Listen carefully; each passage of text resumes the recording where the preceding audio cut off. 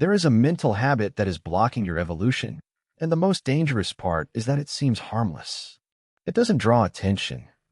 It doesn't raise alarms. It doesn't seem like a real problem. But it stalls your growth every single day. It's not a lack of ability. It's not a lack of opportunity. It's not a lack of knowledge. It's the way you think before you act.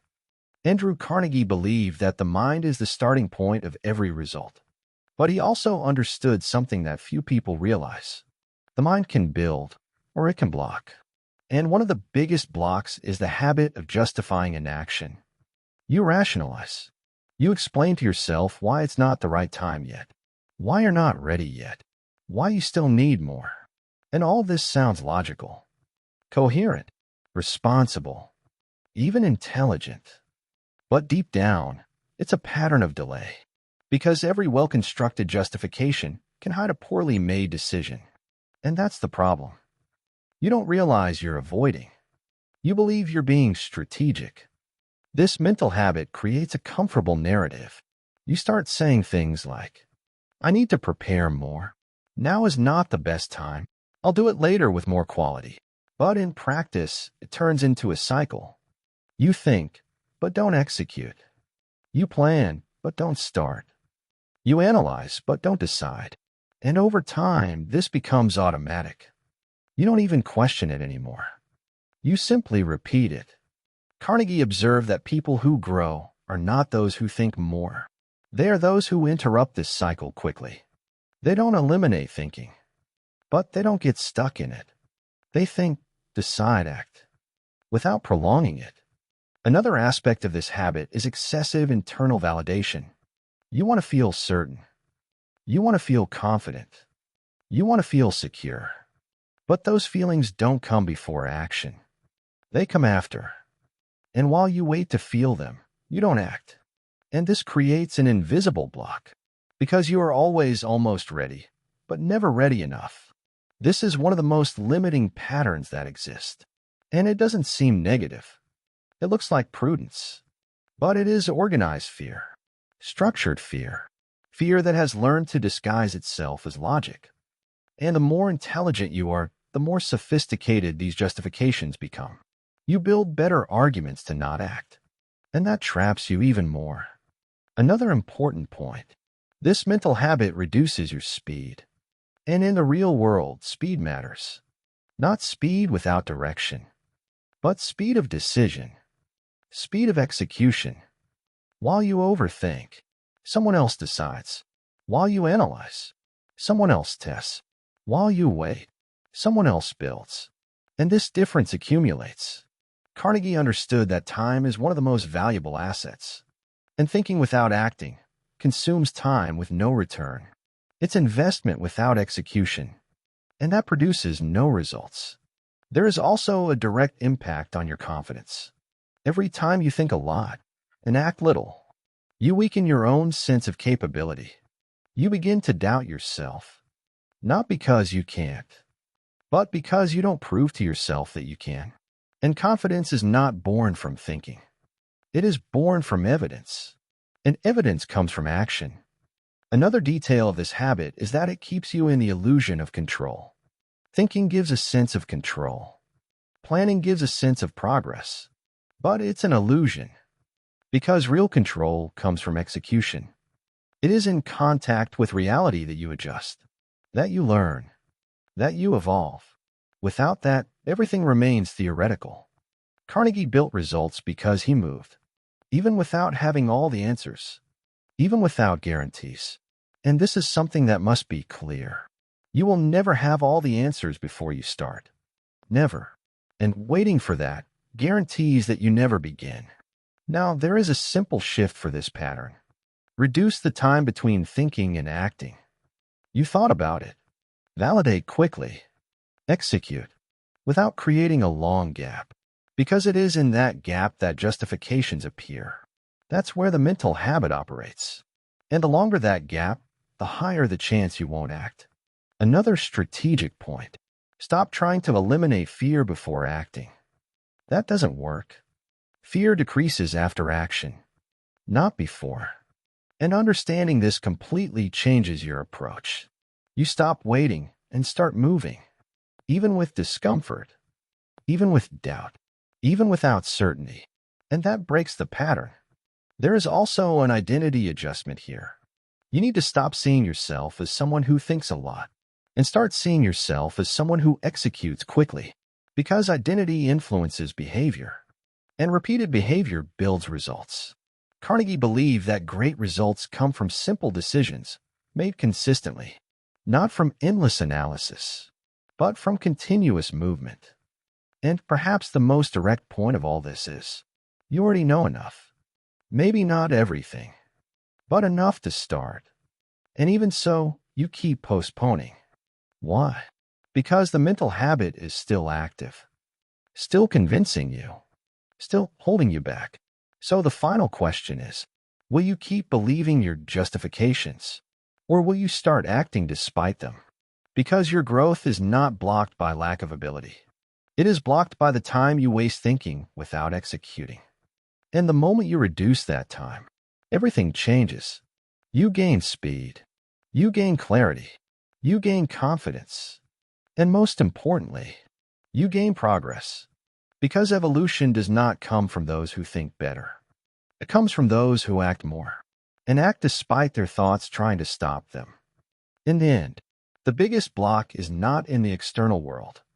It is in the internal pattern you repeat. And as long as that pattern continues, you stay in the same place. But the moment you decide to interrupt it and replace excessive thinking with consistent action, you unlock. And when you unlock, you evolve. Simple as that. And there is an even deeper layer of this mental habit, one that operates almost invisibly. It changes the way you interpret reality. You don't just fail to act. You begin to see the world in a way that justifies not acting. Situations that could be opportunities start to look like risks. Challenges that could generate growth start to look like threats. And this doesn't happen by accident. It's your mental pattern trying to protect you. Andrew Carnegie understood that the human mind has a natural tendency towards self-preservation. But the problem is when that self-preservation begins to block evolution. You start avoiding everything that requires expansion, everything that requires exposure, everything that requires greater responsibility. And without realizing it, you reduce the size of your life. Another critical point of this habit is the distortion of priorities. You begin to focus on what is easy and avoid what truly matters. You complete small tasks. You organize irrelevant things. You stay busy, but you don't move forward. Because progress requires confrontation, and your mental pattern avoids confrontation. This creates a false sense of productivity. You feel like you're doing something, but you're not doing what actually needs to be done. And that is extremely dangerous, because it keeps you busy, but stagnant. Carnegie knew that real productivity is not about the quantity of action. It's about the quality of decisions. It's doing what needs to be done, even when it's uncomfortable. Another deep aspect. This mental habit creates a distorted relationship with failure. You begin to see failure as something to avoid at all costs. And that paralyzes you, because any real action involves risk. But those who grow don't avoid failure. They manage it. They learn. They adjust. And they move on. Those who are stuck in this habit try to eliminate failure before acting. And that is impossible. And while they try, they don't act. And those who don't act don't evolve. There is also a direct impact on your ambition. You begin to lower your goals, to reduce your expectations, to choose safer but smaller paths, not because that is your limit, but because it is your pattern. And this is silent.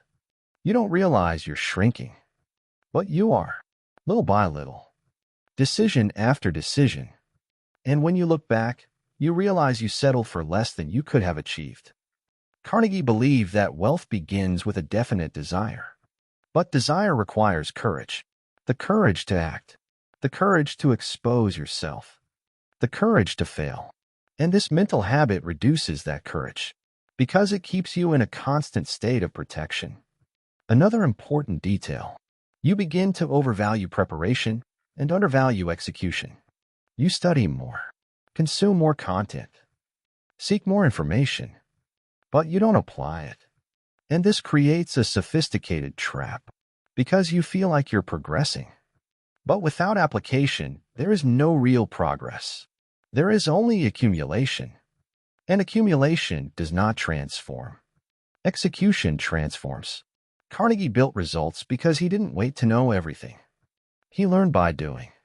He adjusted along the way, and that accelerated his growth, while those who wait to know everything remain stuck. Another critical point. This mental habit creates dependence on motivation. You start believing you need to feel like it to act, that you need energy, that you need willingness. But motivation is unstable. It comes and goes, and those who depend on it don't sustain action. Carnegie understood that discipline is more important than motivation, because discipline guarantees consistency, and consistency produces results. Another deep aspect. You begin to negotiate with yourself. Not today. I'll start tomorrow. Just a little more time. And this negotiation repeats every single day. And each time you give in, the pattern strengthens. And the stronger it becomes, the harder it feels to act. But that difficulty is not real. It is constructed. And it can be deconstructed. In the same way, through repeated action, there is a strategic shift here. You need to stop trusting your thoughts so much. Not every thought deserves to be followed. Not every internal argument is valid. Many are just protection in disguise. So instead of asking, does this make sense? Ask, does this move me closer or further from what I need to do? That question changes everything, because it takes you out of the realm of logic and puts you into the realm of results. Another fundamental point. Action creates clarity. Clarity creates confidence. Confidence creates more action. That is the cycle you need to build.